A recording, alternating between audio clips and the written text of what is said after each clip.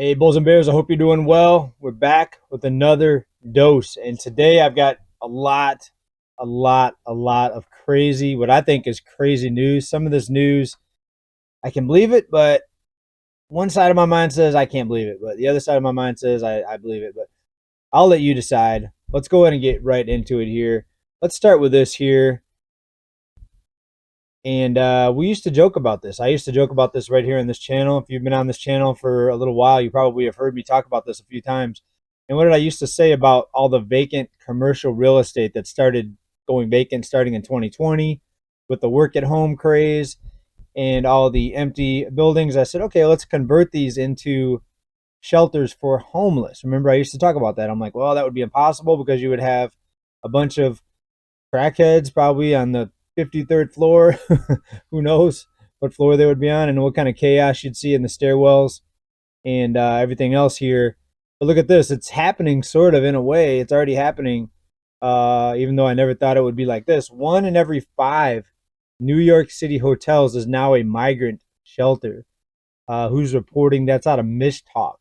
One in five hotels, folks, a migrant shelter. First of all, if you have enough vacancy at these hotels, something must be really wrong with the tourism in New York if you have this many hotels that are just open to be filled up with the migrants. And also, where are these people going to go? Are they going to build enough housing to house whatever it is? 10, 20, I don't know what the number is, so tens of millions. What's going to happen with all these people, right? This is crazy. One in every five New York City hotels is now a shelter. New York City hotel prices have never been higher.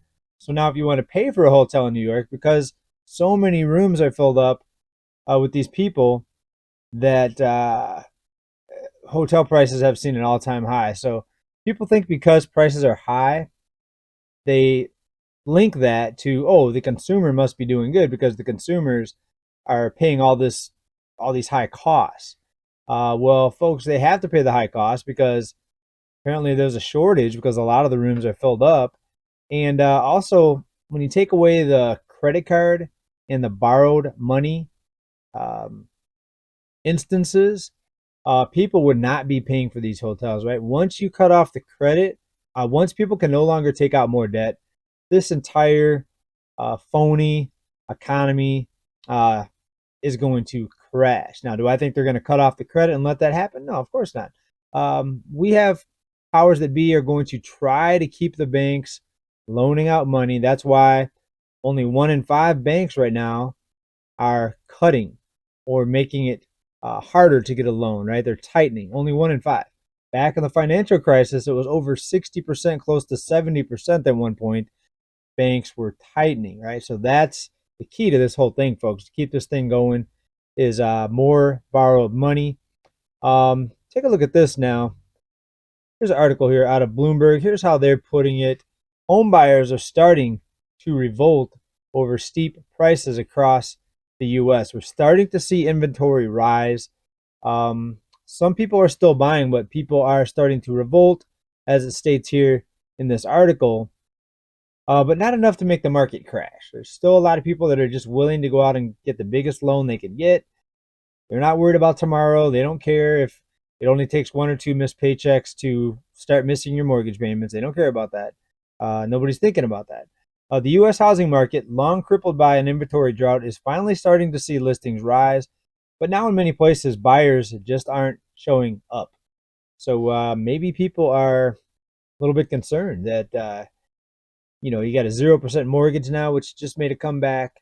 I think people are starting to see what is going on, all the risks out there when you look at the global um, conflicts that are expanding as we speak. The U.S. now funding and authorizing weapons to be shot into Russia, weapons that we provided, folks.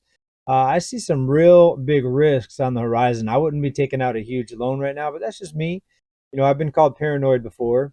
I've been called a lot worse, but one of the things I've been called is paranoid. Is it just me? Am I paranoid? Or do you also see big risks out there right now? Remember, what was it, one or two reports ago? The U.S. has now authorized our weapons that we supplied to be fired into Russia. And I think we're going to see some blowback on that. I think we're going to see some big things pop off here later this year. I'm expecting civil unrest. But let's switch gears a little bit here because a lot of us may end up being or getting very, very rich. Let's talk about what a lot of people that I talk to and people that I follow actually as well are reporting some huge, huge price, not reporting, but predicting massive increases in the cost of silver. And some people even go so far as to say there's actually less silver out there than gold. They're saying it's being suppressed by the paper market, the derivatives, and that they're covering it up because that way they can use a lot of the silver and buy it cheap for manufacturing that it's used in solar panels. So there's this scheme, apparently, according to some people, and we're going to show you who said this here in a minute, a scheme to keep the silver price suppressed. And they say they're using the banks to continually short the price of silver on the paper market, short it to keep it low, right? But let's talk about some predictions here. Let me bring this up. Let's start right here, folks. Lynette Zhang out there, silver will be worth $10,000 an ounce. People thought I was crazy for predicting $500 silver. They thought that was insane. She's predicting $10,000 an ounce, and she's not the only one. Look at all the other big names with huge, huge, massive upswings and prediction of the price of silver. And I'm just going to scan over some of the headlines here. Rick Rule, $10,000 for 1 ounce of gold. We'll talk about some gold price predictions as well. Another one from Lynette Zhang, an interview over at Investing News. Is that what it says? Okay, people are turning to sound money. Doesn't actually say the price in there. Shocking silver price prediction. Silver is about to explode to 755. I think that's in the near term. That was about 2 weeks ago. See what else we got here. Gold at 27,000, Jim Rickards. If gold's at 27,000, what's silver going to go to?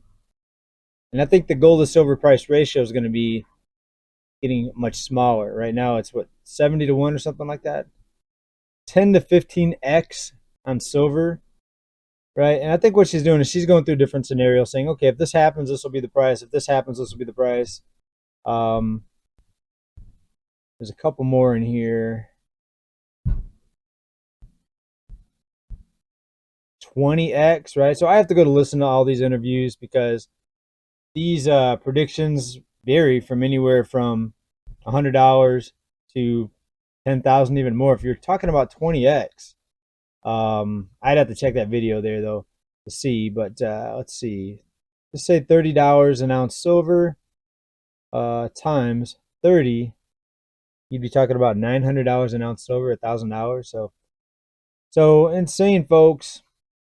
All right, so anyone can go out there and say, okay, silver's going to be this, going to be that. They can make insane, crazy predictions. What I encourage you to do is listen to some of these interviews and come to your own conclusion, right? There's a lot of different theories out there, and a lot of this is, oh, if this happens, if that happens, if they keep printing money, if they stop shorting it, if they don't allow the central banks to short it or the trading houses to short it. Remember, the same banks that are shorting it on the paper market are also buying the physical silver. I know that sounds crazy, but that's what's happening here, according to many, many reports, right? So, guys, prepare, hedge against this because I think something big is going to be happening this year. I think we're going to see a lot of panic and a lot of things go down this year, but ultimately we're going to sound money when all this chaos finally plays out, right? So hopefully everyone on here will be okay. Hopefully everyone here gets through this unscathed,